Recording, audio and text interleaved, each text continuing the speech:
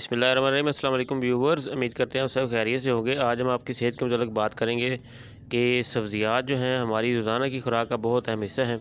इनमें मुख्तलिफ़ किस्म के नमकियात, विटामिन, प्रोटीन, कार्बोहाइड्रेट्स और बीमारियों के खिलाफ क़ुव्वत मुदाफ़अत रखने वाले काफ़ी किस्म के अज़ा जो हैं मौजूद होते हैं।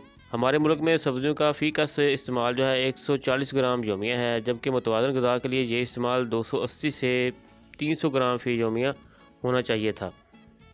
घरेलू पैमाने पर सब्जियों की ज़रूरत को पूरा करने के लिए हुकूमत के जो प्रोग्राम किचन गार्डनिंग के तहत आप सब्जियों को घर पर छोटे से छोटे जगह पर भी इन्हें काश्त कर सकते हैं। जैसे आप सहन में काश्त कर सकते हैं, छत के ऊपर मट्टी गमलों में, खाली बोरियों में या फिर कटे हुए टायरों में आप इनको काश्त करके आप ताज़ा सब्ज़ियाँ हासिल कर सकते हैं। तो आइए चलते हैं इस तफसील के साथ देखते हैं। ये देखिए, ये वो पैकेट है, इसके अंदर ये देखिए भिंडी तोरी का बीज है जो मौसम गर्मा की अहम सब्ज़ी है। उसके अलावा इसके अंदर जो है ये देखें, इसमें घिया कद्दू है, इसका सीड मौजूद है। उसके अलावा चप्पन कद्दू का सीड उसमें मौजूद होता है और उसके अलावा जो है ये खीरे का सीड इसमें मौजूद होता है। खीरा जो है ये आप बहुत शौक़ से खाते हैं। उसके बाद करेले का जो एक बीज है वो मौजूद होता है। उसके अलावा इसमें ये देखें, ये टिंडों का सीड जो है उसमें मौजूद होता है। यानी ये मौसम गर्मा की जो आम सब्ज़ियां हैं जिनको आप शौक़ से खाते हैं, वो इसमें ये घिया तोरी भी है, इसका भी सीड जो है वो मौजूद होता है।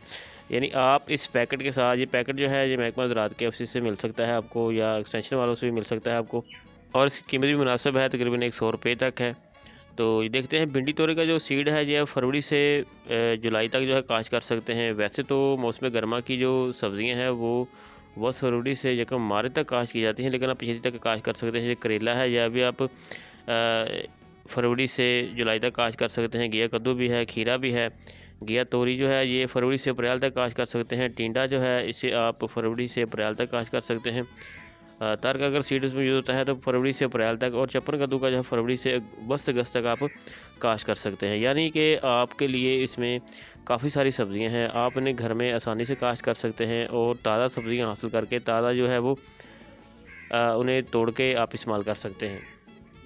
किचन गार्डनिंग के इस पैक के अंदर जो है ये एक मालूमाती ब्रोशर भी मौजूद होगा, जिसमें आपको सब्ज़ियां घरों में उगाने के मतलब भी मज़ीद मालूमात फ़राहम की गई हैं इसमें के अंदर। इसके अलावा आपने घरों में जो भी कंटेनर, टोकरियाँ, टीन डब्बे वगैरह इस्तेमाल करने हैं सब्ज़ियों को काश्त करने के लिए, याद रखें उनके अंदर जो है एक हिस्सा मट्टी, एक हिस्सा फल और एक हिस्सा पत्तों की गली सड़ी गोबर की खाद है वो आप मिक्स कर सकते हैं।